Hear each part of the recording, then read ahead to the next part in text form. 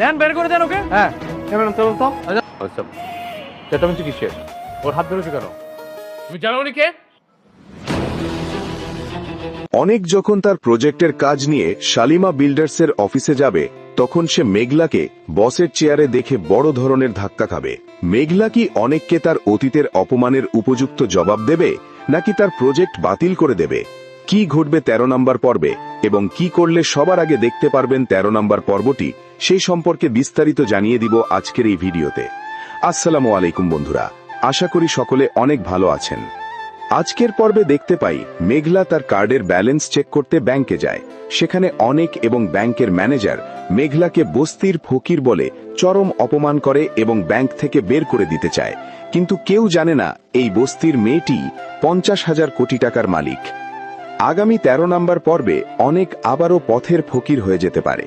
সে যে 100 কোটি টাকার প্রজেক্ট পাওয়ার স্বপ্ন দেখছিল, মেঘলা মালিক হওয়ার কারণে সেই প্রজেক্ট হাতছাড়া হতে পারে, বা আগামী পর্বে হয়তো মেঘলা অফিসের সবার সামনে অনেককে তার সেই আগের দিনের অপমানের কথা মনে করিয়ে দেবে এবং তাকে শিক্ষা দেবে।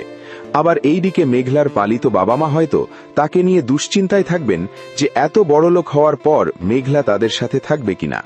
তবে মেঘলা সম্ভবত তার সততা এবং ভালোবাসার প্রমাণ দেবে 13 নম্বর পর্বে।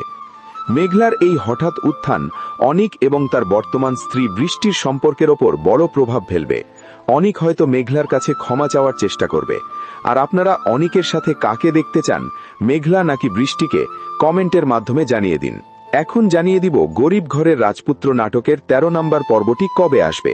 তার আগে আপনাদের কাছে ছোট্ট একটি রিকোয়েস্ট, কে কোন জেলা থেকে গরিব ঘরের রাজপুত্র নাটকটি দেখছেন কমেন্ট করে কিন্তু অবশ্যই জানাবেন।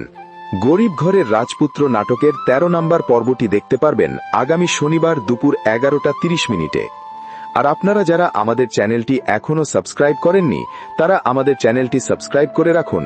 সকল নাটকের আপডেট ভিডিও সবার আগে আমরা দিয়ে থাকি। সকলে ভালো থাকবেন, সুস্থ থাকবেন। দেখা হবে পরবর্তী ভিডিওতে।